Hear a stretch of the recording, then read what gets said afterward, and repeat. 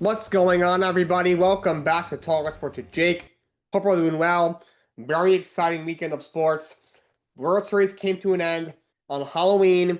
We had Game 6 on Friday, and the Dodgers defeat the Blue Jays 3-1 to force a Game 7 in Toronto. This game got started early on in the third inning. The Dodgers took a early lead. He hits it hard towards the left field corner. It's a fair ball off the wall. And it's a base hit into left for Betts. Ohtani will score. Smith on his way to the plate. So two big hits there from Will Smith and Mookie Betts off of Toronto starter Kevin Gausman. Gives the Dodgers a 3-0 lead early. Toronto had a bunch of chances they would squander up the game. They had a pretty golden chance here in the 8th inning. It's sharply, but right at the second baseman, Rojas. Varsho grounds out. First, second, 2 outs. Sasaki comes in with 1 out in the 8th. Gets out of it. Gets that ground ball there from Varsho. So we go to the 9th. Bottom of the 9th, we had a really, really exciting finish.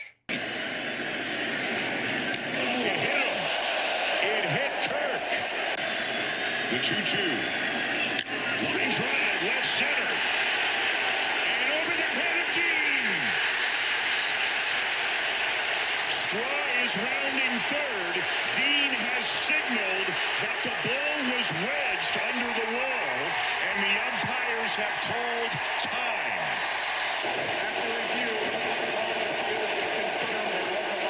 It was a launched ball. So the ruling is 2 bases. Starting. Into left field, but caught. The throw to second in time. So really wild sequence there. Alejandro Kirk comes up to the plate first. He gets hit by a pitch against Rohei Sasaki. Then the next there will be Addison Barger, who would hit a rope of a double. And you see, gets stuck under the fence. Justin Dean put his hands up. A good heads-up play by him. A lot of people have been debating should that have been called. By rule, that is the correct call. That rule probably should be changed. I wouldn't be totally surprised if in the offseason they look at that, considering this happened in the bottom of the 9th of Game 6 of the World Series. But that is the rule. Heads-up play by Justin Dean, the center fielder. Yeah, he's their defensive ace, doesn't hit a whole lot, but when we come to the late in games for this reason, to play center field for the Dodgers. It's a shame because that would have probably scored at least a run. They would definitely scored a run there. And then they took out Sasaki. They went to Tyler Glass now. We're supposed to start Game 7. Dodgers don't have much of a bullpen, obviously, as we all know. You got Ernie Clement to pop up, and then obviously you saw Jimenez hits a line drive caught by the left fielder Hernandez. And Barger gets doubled off second base. I don't know what Addison Barger is doing. I want to hound on him. He had a great series. He's a very good young player. But you're not scoring on that. Obviously, if Hernandez overruns that and it goes, almost to the wall, all right, yeah, you're going to score. But, no matter what, you're going to score. The ball's hit too hard and it's too shallow left field. You're not scoring from second base. So you don't need to go very far off the bag. Also, at secondary, you're not forced. Worst case scenario, falls in front of him, you stay at second. The run's still going to score from third base. Still first, second, and 1 out with George Springer coming up. And you're already down by a run. With the tying and winning runs to win the World Series right there. I don't know what you're doing. There's no reason to even go halfway on that. Because he's either going to catch it, and you got to scurry back to second. It's obviously not a far throw for Hernandez to second base. If you land in front of him, you probably are not going to be able to advance to third base unless you go at least halfway, but you can't go that far off the bag because if he catches it, then you're going to get doubled off. Or he's going to gaff it and he's going to completely overrun it. Maybe he drops the ball, kicks off his glove, and then you'll easily get to third if not score. Because there's also a really bad base running error there by Addison Barger. Toronto had a couple of those in the series that were costly.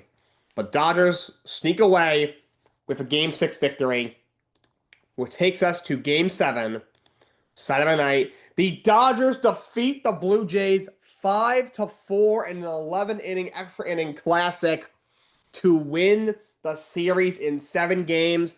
Their second straight championship. They are the first team in MLB to go back-to-back since the Yankees won 3 straight from 1998 to 2000, 25 years ago. Absolutely incredible game in Game 7. Third inning, Bo Bichette got the scoring started. Who hits it high in the air to deep center? It is gone! A grand slam, 3-run shot for Bo Bichette. That guy is such a good player. He is such a good hitter. Guy missed 6 weeks with a calf injury, still wasn't running even close to 100%. And the guy's just big hit all series. What a hitter that guy is. Charlie goes up 3-0 early. Max Scherzer overall is pitching well. 4th inning, Dodgers do score, but Toronto limits the damage. Line drive center field, and a diving catch by Dalton Varsho. So sack fly there, but great play by Varsho diving forward. It's a very tough play for an outfielder to dive forward like that. Makes the catch. And the next batter would also not be able to reach base because of a good defensive play by the Jays.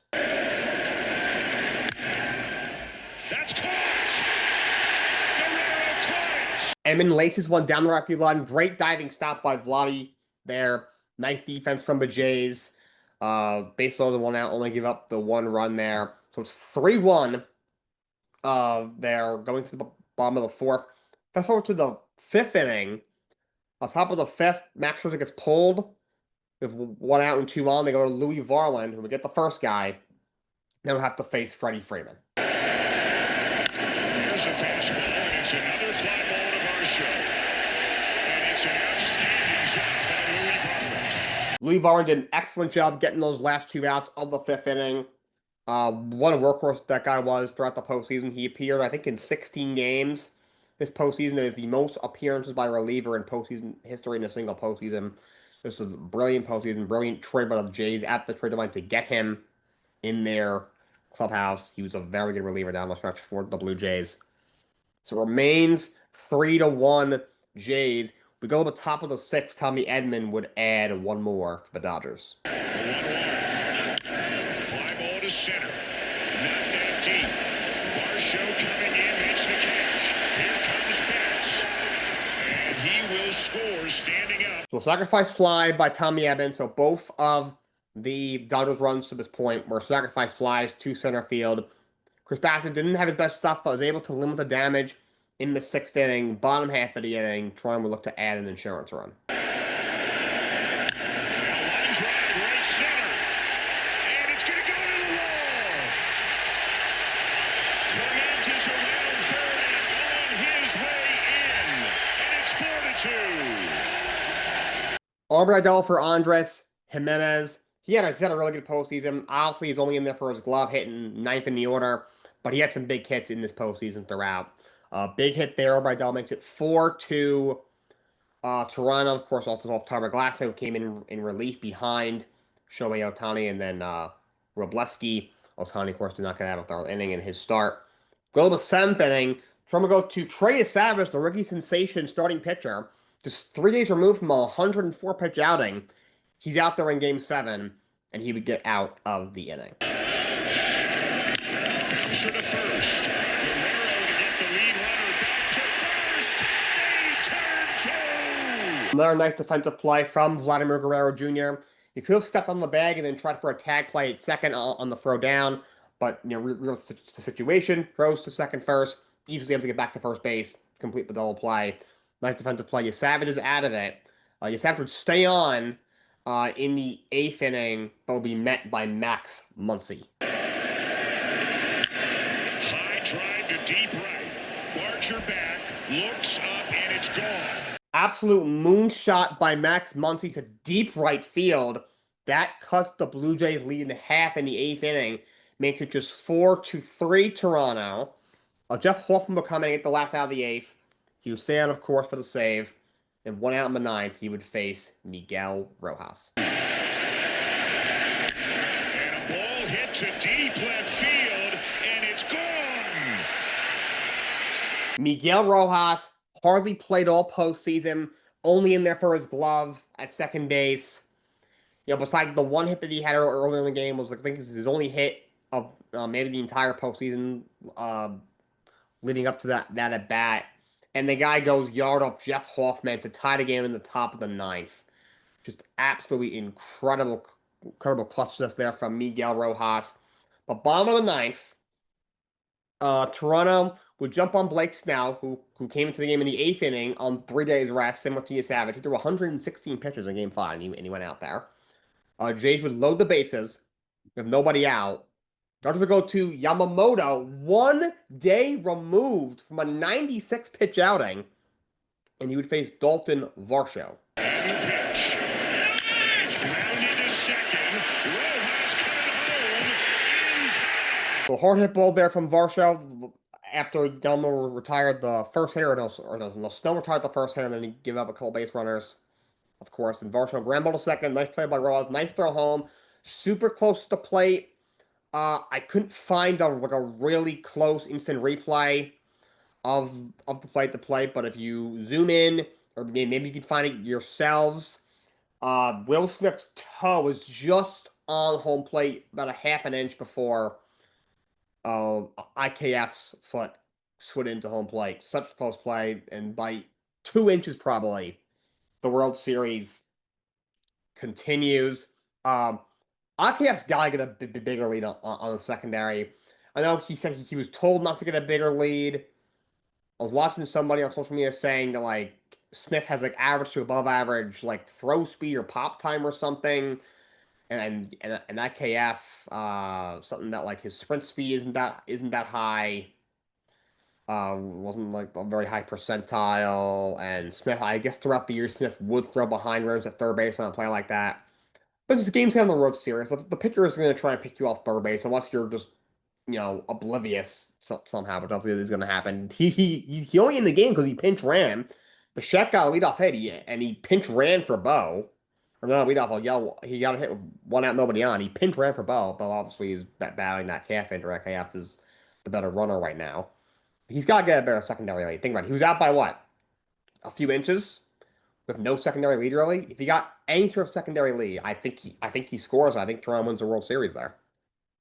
But now there's 2 outs, bases loaded, and Ernie Clement would be the next batter to greet Yamamoto. High fly ball to left field. He's hit it well. It's caught. Clement goes on a ride deep to left center field, and Andy Pages, we only put in the game for defense in center field in this game. In the middle of the inning, when it got the base loaded and nobody out, he replaced Tommy Edman. And he makes a great running catch, runs over his teammate, Enrique Hernandez, almost killed him there. Great catch. What a crazy play. That as soon as that guy came up, I was thinking, I wonder if Clement wins it here, because Clement had an incredible postseason. He had 30 hits in this postseason. That is the most by one player in a single postseason ever. Historic postseason for him. And he gave it a run.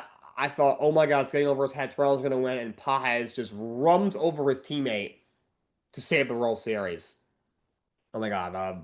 Like the next day, they had to have like FaceTime each other or hung out and been like, Hernandez is like, dude, thank you for absolutely trucking me and keeping this game tied in the ninth inning.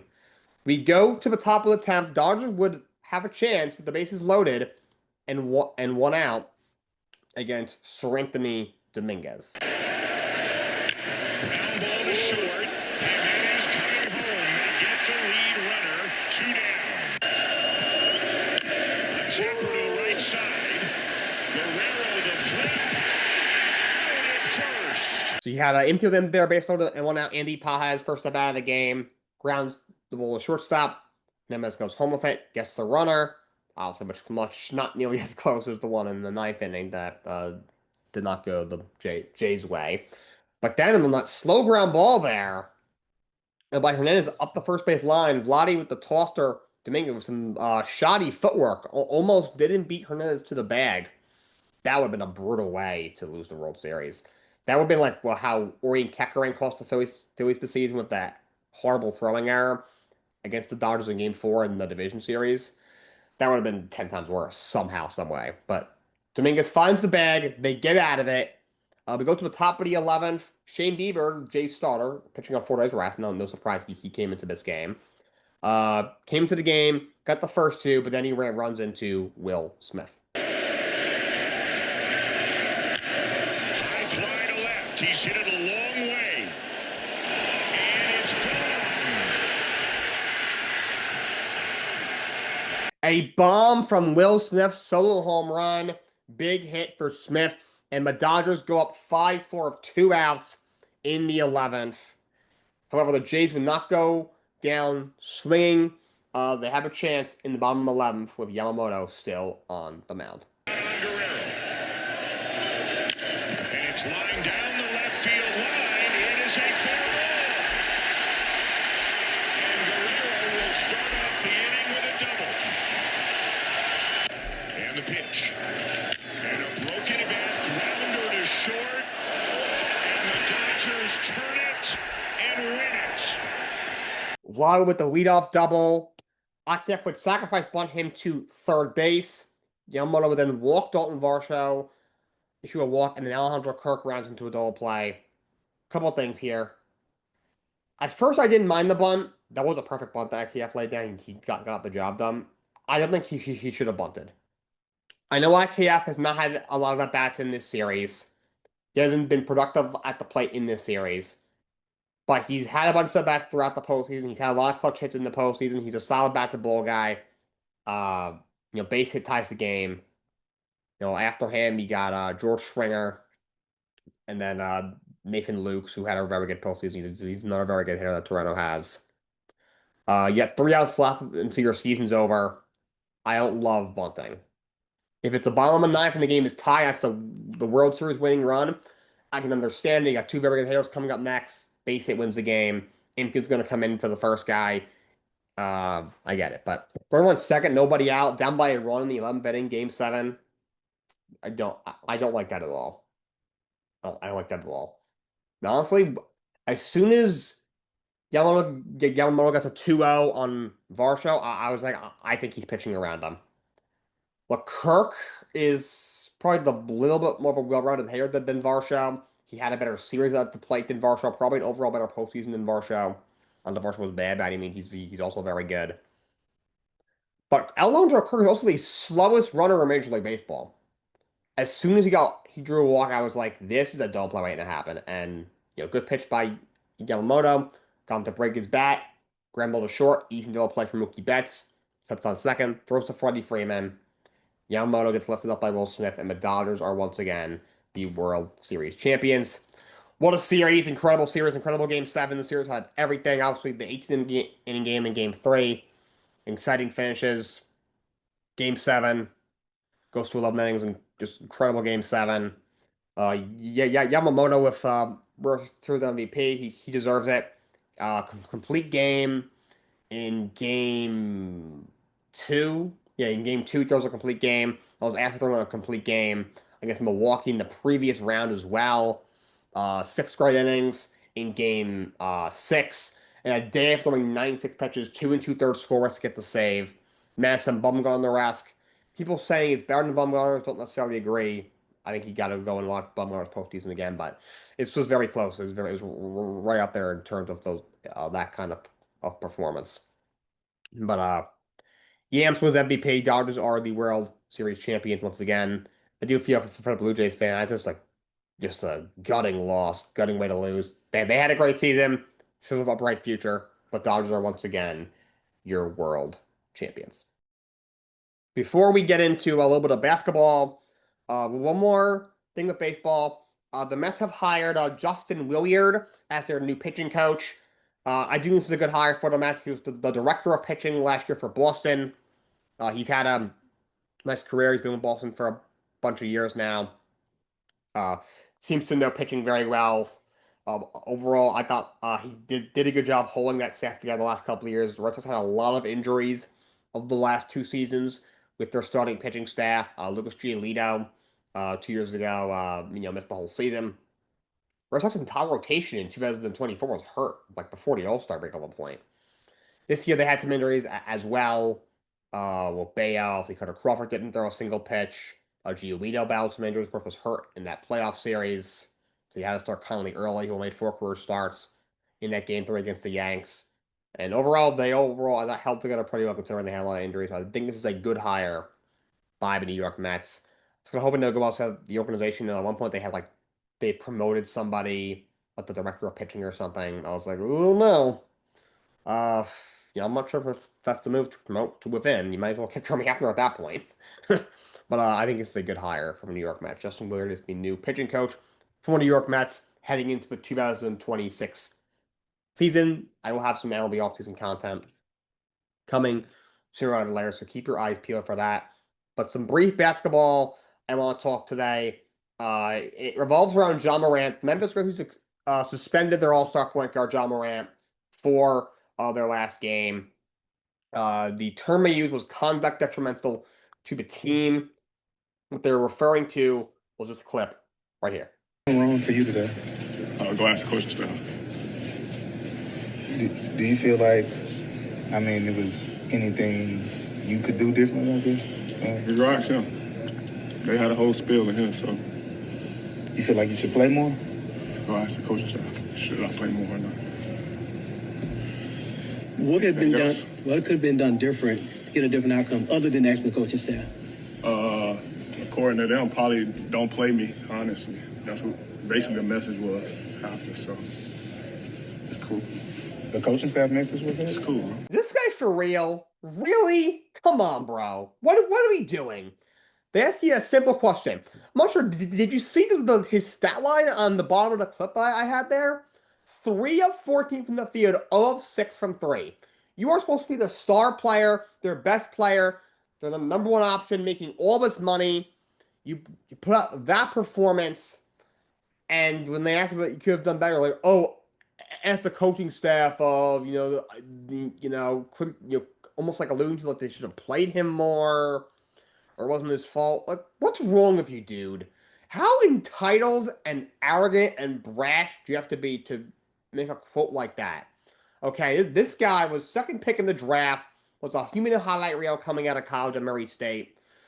And had a couple of years ago, had that great season, was in MVP talks, had Memphis, a high-ranked team in the playoffs. And this guy's won 1 playoff series as the star player of this team, making all this money. He had the gun incidents that got him suspended twice. He's had injuries that have held the team back. Now this, it's really sad, man. This guy could have been what Derrick Rose was going to be if he hadn't gotten hurt, and now he's going to throw it all away. And look, with Derrick Rose is obviously always a great guy. Classy. Injuries just ruined his career.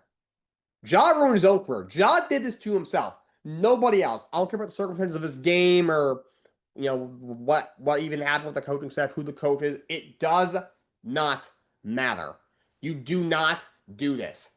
Behind closed doors, if you have an issue with the coaching staff, you go up to the coach man-to-man behind closed doors without the cameras and say, hey, I think we could have done this differently. And you talk it out like men, like leaders that the head coach and John Morant are for their basketball team. In front of the cameras, that's not what you say. As a star, when you win, it's we. When you lose, it's I. That's how this works. Just a terrible, just pathetic comment. And group of comments there from John Morant. And he's gonna get traded. The guy, look, he's an athletic freak, elite finisher, good playmaker, but cannot make a jump shot to save his life.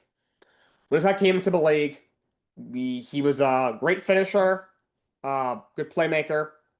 3-pointer still kind of coming along, but just phenomenal athlete. Had a very high ceiling coming out, of course, second overall pick for a reason. He hasn't gotten any better. He's still an elite finisher. That hasn't gone away. The playmaking ability hasn't really gone away. But he has, if anything, gotten worse. He can't make a 3 to save his freaking life. You saw it there, 0 of 6 from 3. He can't shoot. You cannot build around a point guard that can't shoot. I'll say you can't build around a point guard, period. The New York Knicks are building around Jalen Brunson. They were just in the Eastern Conference Finals. That's because Jalen Brunson is averaging 24, 26, 28 points a game over a season. He's coming in clutch in the postseason. He can shoot. He can shoot the three ball. Has an excellent jump shot, especially from the mid range in isolation.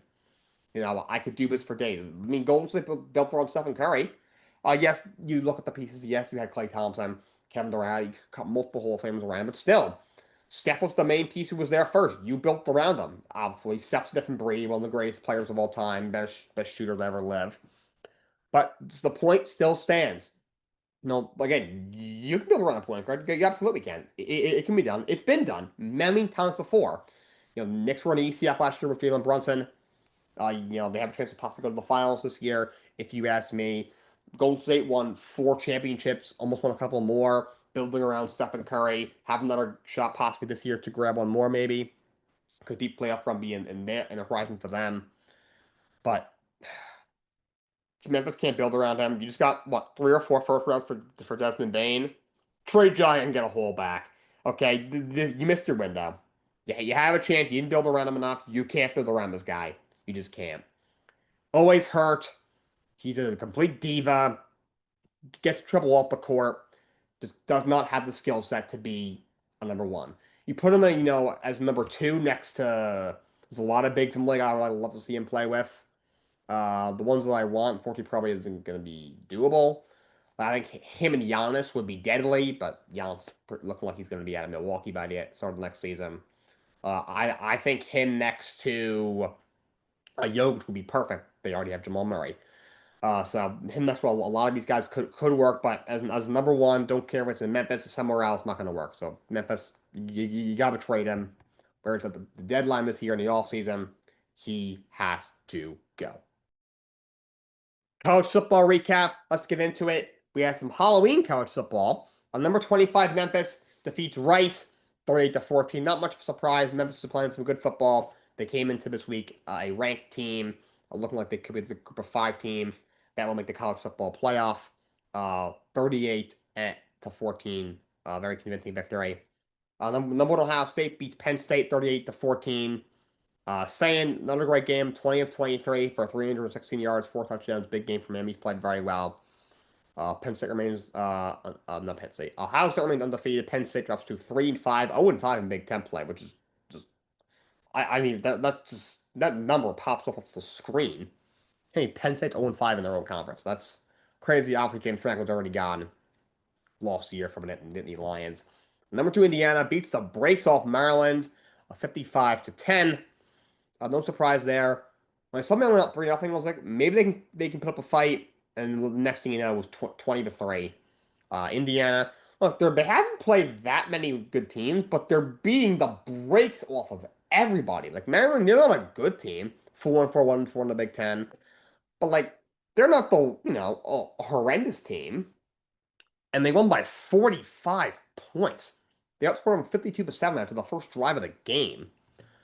Just domination. Mendoza played well again. Number 5, Georgia beats Florida 24-20. So Florida puts up a fight. Georgia escapes with the win. A big win for them. They win 24-20. Gunnar Stockton 20 of 29, 220 yards and 2 touchdowns. Number 7, Ole Miss beats South Carolina 30-14. Norris Sauer 16 of 30 for 180 yards and a touchdown. Another big win for Ole Miss. Kiffin is motivated, knowing he's probably getting the bag, where it's Ole Miss extending him or Florida or LSU in the offseason. Number 8, Georgia Tech loses to NC State. A huge upset for NC State to beat number 8 Georgia Tech, 48-36. A huge ACC win for NC State. Haynes King does play well, 25 of 35 for 408 yards and 2 touchdowns, but a big win for NC State. Number 20, Texas hangs on to beat number 9 Vanderbilt, 34-31. They're up 17-0 in the fourth, after the first quarter. 24-10 at the half. Up 34-10 going into the fourth quarter. Vandy comes storming back, but came up just short. 40 seconds to go. Pavia needs to get rid of it. Does. Back in the end zone. Touchdown. 2. They hit it right to Livingston, and he missed the ball. It's free on the ground. And did it go out of bounds? Oh, Vanderbilt had all kinds of chances at it. I cannot believe Vanderbilt's not falling on the onside kick. Oh, he had 3 chances. That's a heartbreaker. come all the way back to get within 3 of the Longhorns and lose, and that gives their college football playoff chances a big hit. It's a tough loss for Vandy. Texas escapes. SMU with a huge upset in their own right. They beat number 10 Miami 26-20. Exciting finish in this game as well. Jennings, you don't want to take a sack, and he won't. The pass is ruled complete at the 21. What a grab by Hudson from 38 yards out for the tie. This time leaving no doubt. Great job by SMU there to make the pass there. You get into field goal range, and your kicker comes in, makes a big kick to send the game to overtime, and then this would happen in overtime. Up to the top.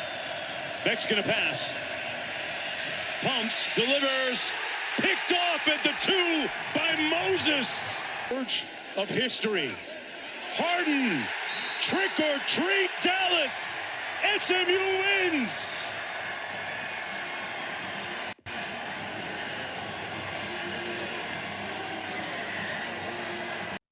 Huge win for SMU, as you saw the stat at the end. That is SMU's first win over a top 10 ranked team since 1974. 51 years ago. Huge upset for SMU. Miami loses. That will cost them a playoff spot. It's almost 6-2. I think it's time to start looking at Manuel Cristobal. That guy is such an overrated coach. That guy is just not it as a head coach at this level of college football. Number 12, Notre Dame beats Boston College 25-10. CJ Carr, 18 of 25 for 299 yards, 2 touchdowns.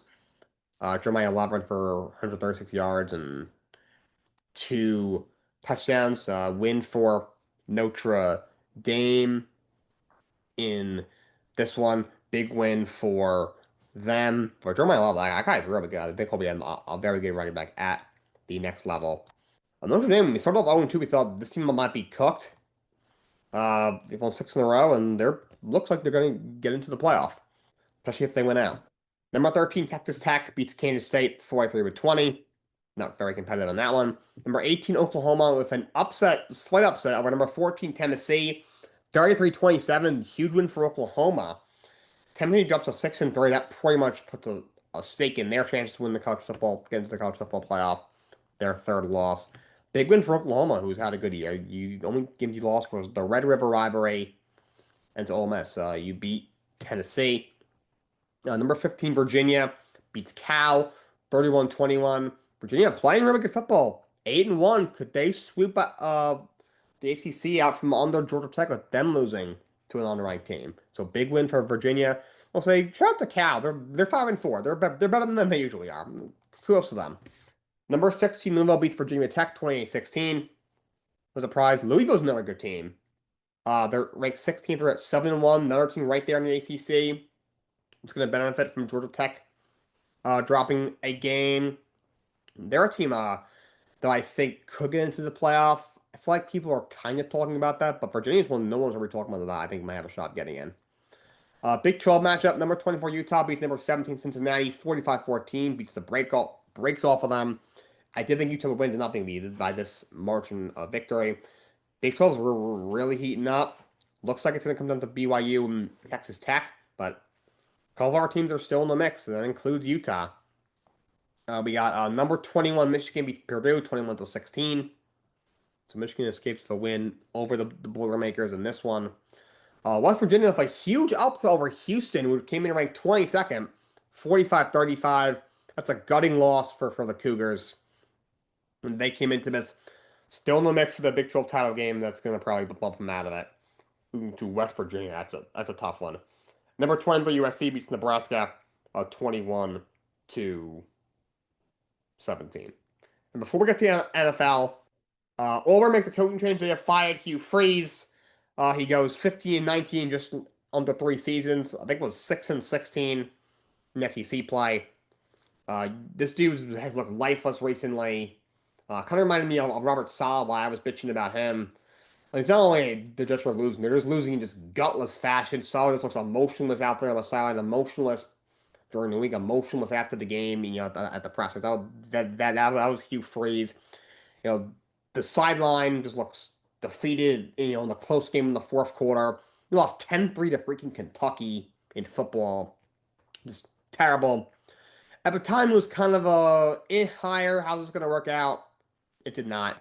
So, over another big-time opening in college football in the SEC. Hugh Freeze out at Auburn after just under 3 seasons. NFL recap, Week 9. The Ravens beat the brakes off of the Dolphins 28-6. Lamar Jackson, 4 touchdowns in his return from injury. Easy win for the Ravens. They get to 3-5. If they're in a vulnerable division, they could still come back and win that division. I'm telling you right now. But Miami, what else was I going to say? 2 out, not a great game. 25 of 40 for 261 yards, no touchdowns, 1 interception. The general manager, Chris Greer, has been fired.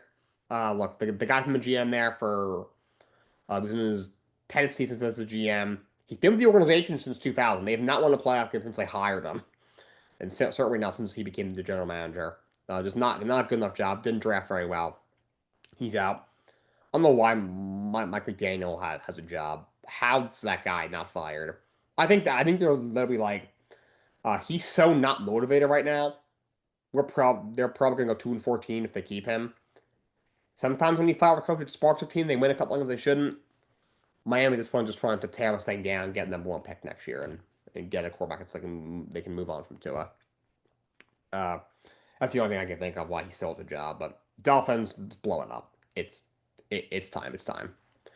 But we had a lot more excitement on Sunday. Bears over the Bengals, 47-42. What an incredible game. Joe Flacco didn't even win. He was 31-47 for 470 yards. That's the most he's thrown for in his entire career. That guy's like 40 years old. 4 touchdowns.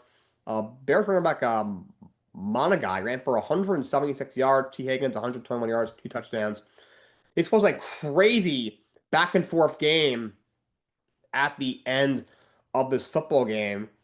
Looked like the Bears had this thing wrapped up when Tremaine Edmonds had an interception that appeared to be a pick 6. However, it would get called back, which kind of sort of opened the door for Cincinnati to not be quite done yet. Flacco over the middle. Flacco's pass intercepted. It's Edmonds. Edmonds has a convoy. Flacco is the only guy left. Edmonds in for the Chicago pick 6. And the Bears finally turn out the lights here in Cincinnati. To confirm, was he touched? After the pick, you see him come down. Chase Brown is the guy who's there for the Bengals. The field that the runner was down by contact after he intercepted All right, they're bringing it back. As you can see, brutal interception there from Joe Flacco, deep in the red zone. Edmonds appears to run it back all the way the other way. That would have given the Bears a 3 touchdown lead with less than 3 minutes to go, which would of course end the game. But the referee said he was touchdown, not a pick 6. But also the pick stands. So Cincinnati would get a stop and would make things interesting late in this game. Just tackle the runner in bounds. That's going to help you win. Flacco to the end zone. It's Fant for the touchdown. You don't, you still have an opportunity to tie if you get another touchdown. Flacco, end zone. It is caught. Higgins. 2 beautiful throws there on the touchdown from Flacco to Noah Fant, and then the 2-point conversion to T. Higgins. So ballsy call by Zach Taylor to go for 2. Down, because at the time it was 41-33. So if he didn't get that, he would have had to go for 2 on the potential second touchdown. But so he goes for 2, gets it, puts him to within 6. After the Bengals would pick up an onside kick. Huge drive led by Joe Flacco here. Bears rush 4. Flacco going for it. Higgins with another all-world snatch. Flacco from the gun on 1st and 10. Over the middle, it's Brown. Brown's got a first down. Look out. The bum arm. Second and goal. Flacco. End zone. Touchdown.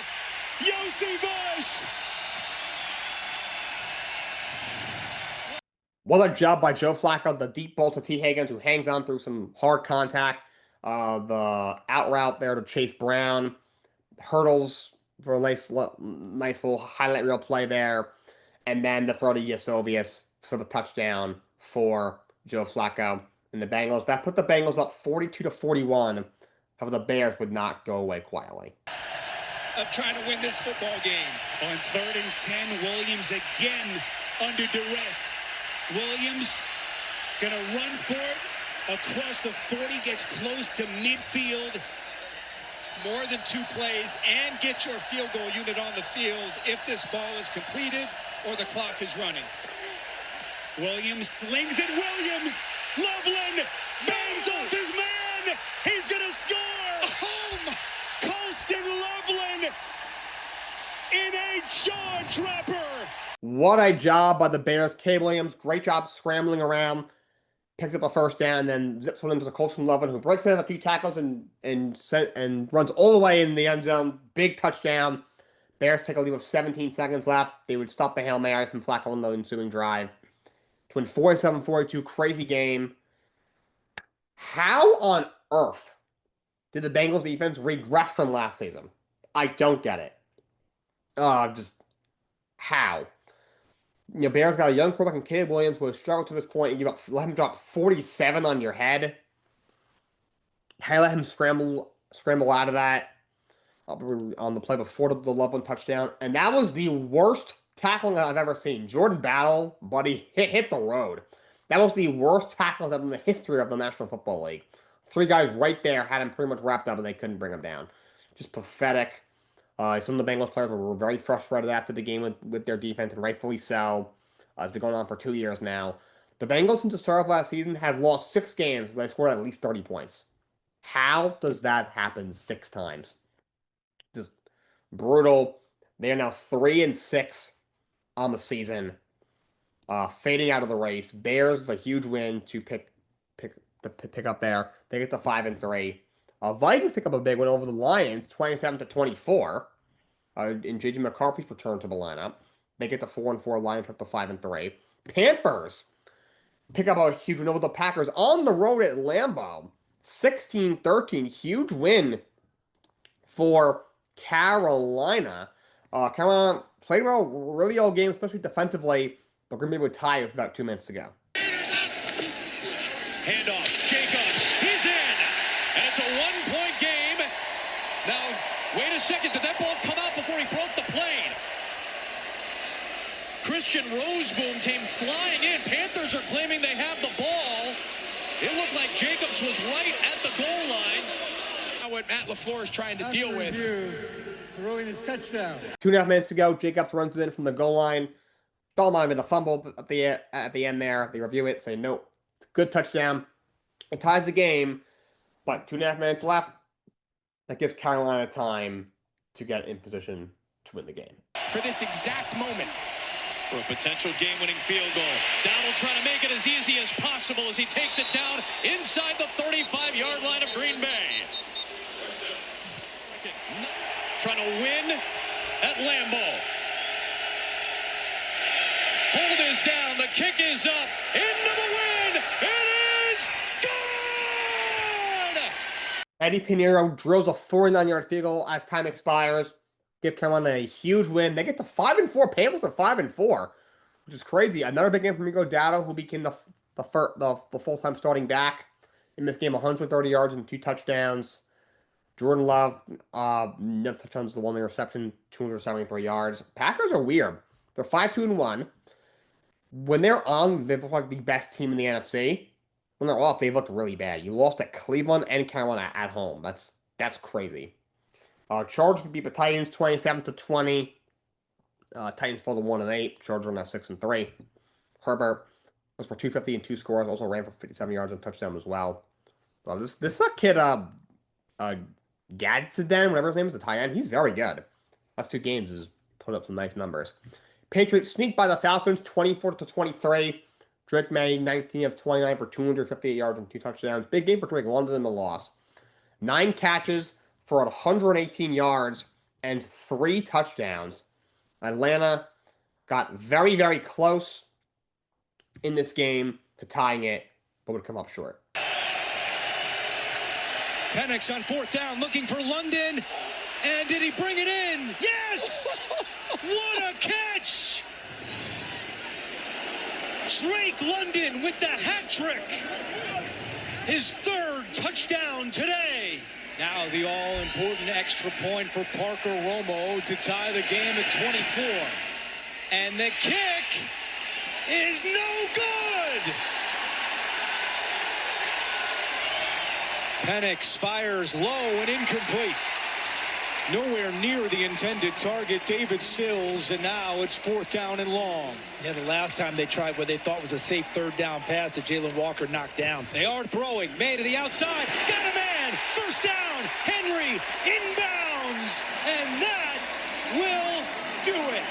Another missed extra point for Falcons. The second game is here that the kicker was close from the game. Parker Romo missed the extra point. How do you miss that? That was such a great catch by Drake London.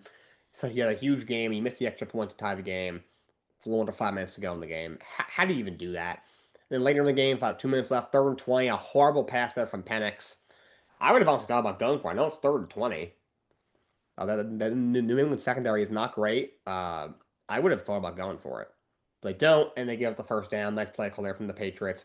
Patriots continue to roll. They're at 7-2. Falcons are up to 3-5. They got to get rid of Raheem Morris. That dude blows. I don't know if this kid, Michael Penix, is it either. But Niners over the Giants, 34-24. No surprise there. Mac Jones, 19 of 25 for 235 yards, 2 touchdowns. Also, Christian McCaffrey, big game. 106 yards on the ground and a touchdown. Also had 6-7 yards through the air and a touchdown. 33 total touches for him in the game. Giants, again, obviously, running game struggle without Cam Scatterbo.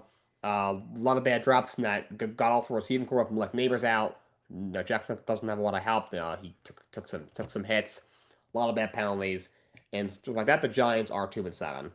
I think they need just to start fresh again with a new regime. Daboll's he's just not good enough coach. Shane's a joke. Look what the product on the field. Niners out, pick up another win battling through the injuries. They're at 6-3. Steelers beat the Colts 27-20. Steelers forced 6 turnovers in this game. Daniel Jones was 31 of 50 for 340 yards and a touchdown, but he was pick up a winning at home. They win 5. They get to 5-3 on the season. Another solid game from Aaron Rodgers. Colts dropped to 7-2. Broncos beat the Texans 18-15. CJ Stroud got hurt in this game in a concussion. Didn't play a lot of this game. Second half was all Davis Mills. This game was a low scoring game. You kind of had to grind out. Minute 5 left. Houston at 3rd and 6. They're not able to convert, and Denver kind of took over from there. For Will Lutz. 4-man pressure on 3rd and 6. Mills in trouble. Hit as he throws incomplete. And now Denver, with a minute to go, is going to get the football back.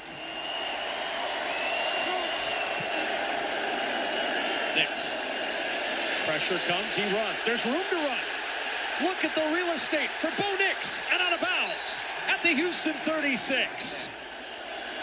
On 1st down, Dobbins, patient run, and space now. Picks up 9, and a timeout. And Bo Nix on the run. Bo Nix down with another scramble of nearly 10 yards for the win for the Broncos. And the kick is good. And the 4th quarter magic remains for Denver. So great job of the Denver defense. Best defense in football. Still look really good even with Pastor Tain out. The best corner in the league. To get pressure on Davis Mills. Force an incompletion. Force a punt deep in their own territory. And Bo Nix again with the clutch gene. 2 big runs there. J.K. Dobbins with a nice run. That's what happens if you're Houston. It's what happens when your offense can't score. Your defense gets left out. They get tired. They soften up front, and you get gassed on the ground. Denver got the ball back of what? Maybe a minute or so left. And they just ram it down the Texans' throat. Will Lutz, 34 field goals, time expired. Good. Broncos pick up another win. That's a really good football team. 7-2. Texans dropped to 3-5. But Jaguars beat the Raiders 30-29 in overtime in a nice back and forth game there. And also had an exciting finish there in overtime. On 4th and goal, reaching across, touchdown! Trevor Lawrence. The Jags have the lead in overtime. For the Geno Smith for the win, knocked away, and the Jags defense. Devon Hamilton. So Jacksonville escapes there in overtime. Trevor Lawrence on the QB sneak goes over the top. Tough loss for the Raiders. Geno Smith actually played very well. 29 of 39 for 284 yards and 4 touchdowns. But Brock Bowers, 12 catches, 127 yards and 3 touchdowns in his return to the lineup. I don't mind them going for 2. You came in at 2-5. The team sucks. There weren't a lot of expectations going into the year. Might as well go for the win. Jackson makes a nice defensive play to block that pass. And they hang on to win in overtime. Rams beat the Saints 34-10. This was expected. Saints suck. Rams were a good team. Stafford, another big game, 24 of 32, 281 yards and 4 touchdowns. Puka Nacua, 95 yards on the score. That guy is such a good receiver. Rams are 6-2. Saints are 1-8. Bills defeat the Chiefs on the 425 slate, 28-21.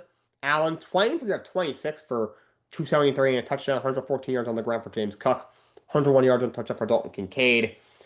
This is a very good game. Bills were up 28-13 at one point in the fourth quarter. The Chiefs would crawl back for a touchdown and a 2-point conversion. Nope, it is Hunt, and he gets in with ease. Touchdown, Kansas City. It is right there for Kelsey. Kudos to Andy Reid there going for 2. He was down by 9 going into that conversion. It was already enough in the quarter. So that puts them to within a touchdown. And with touchdown lead, Chiefs driving, but it would not end very well. Deep ball in the double coverage, and it's picked off. Big interception there for the Bills with under 5 minutes to go. However, the things would get very, very dicey down the stretch. Prater with the kick, and the kick. Oh, it hits the uprights at the 10-yard line. Off the low snap. Mahomes, pressure, stepping up, gonna make the miracle play, and it falls incomplete. Was going for Thornton. So Matt Prater, who usually is money with those long field goals, especially in crunch time, clanks it, keeps a chance. Took a couple of deep shots. They had three shots. The second one was the closest one. Bills break it up. Good job by the Bills defense.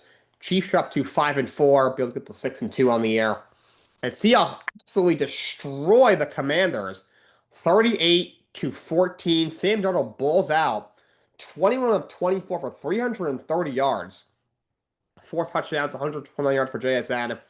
Sam was 16 of 16 for over 280 and 4 touchdowns in the first half. He completed his first 17 passes in this game. Very easy win for them.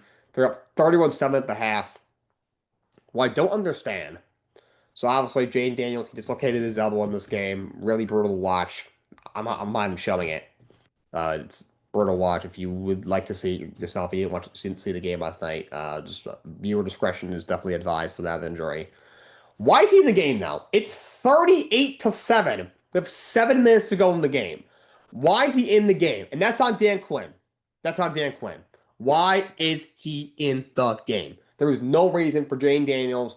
Second overall pick last year. He's your young franchise quarterback.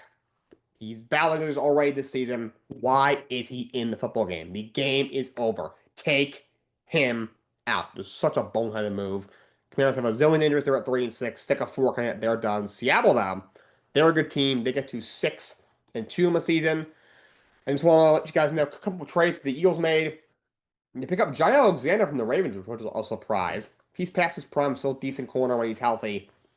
Give up a 6th-round pick in that trade. And then more impactful, they pick up Jolene Phillips, pass rusher from the Miami Dolphins, for a 3rd-round pick.